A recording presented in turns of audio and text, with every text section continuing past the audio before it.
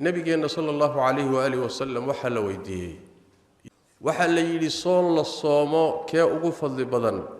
رمضان كذب لرمضان يضوى بشي واجب كاي صون كذا نبي محمد صلى الله عليه وسلم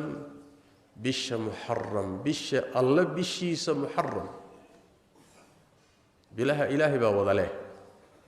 لكن وحل لو يلي الله بشيسا والله لوغو إضافي وشرف إي قيمة أي لا ديرتهي بلها كله حيلي وحيالها إلهي باوض أبوري لكن وحيالها قاركود مركي إلهي الله إضافي شرف بي كتوسيسا ولا ديريا وحيالك لو بدن مخلوقاتك كميد حديث وحكو عديه بشن صون كيدو إنو كميد هاي صومنك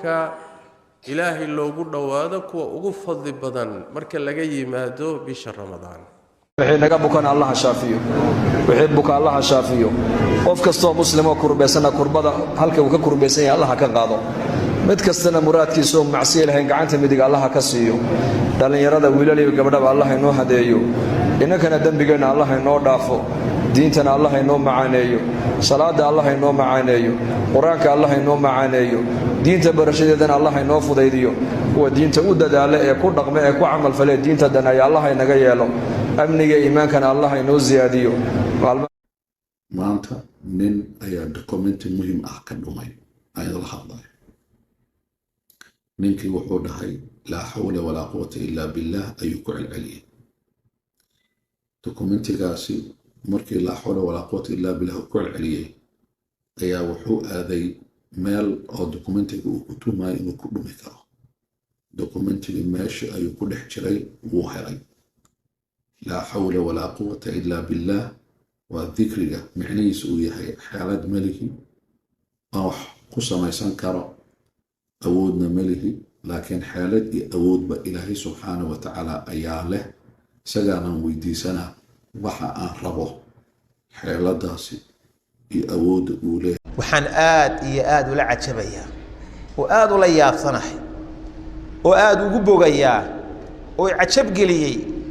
qofka muuminka arrinkiisa markaasuu nabigu faaleeyay arrintu siday tahay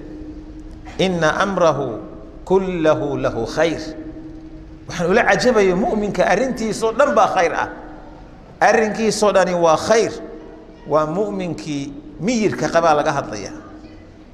arrinkiisa dhan baa khayr ah walaysa dhalika li ahadin illa almu'min tilmaanta caynkaasa qofan mu'min ahayn maleh buu nabigu yiri calayhi salaatu wasalaam oo arrintu maxay tahay in asaabathu sarraa'u shakar haddii barwaaqo iyo ladnaan iyo caafimaad ilaahay siiyo dad iyo dunyo iyo diinba alla dhaqaaleeyo dhaqo waa kana mahadnaq buu halkan la fadhiyaa gacan furnidu maaha markaad xoolo badan hesho inaad wax bixiso waxa yar baa wax laga bixiyaa qofka waxa yar wax ka bixin kara wax badanna wax ka bixin kara nabi muhammad markuu ku leeyahay samirka badso waxaad ogaataa taladaasi in ay tahay tala ka soo go'day qalbi waayay labadiisa waalid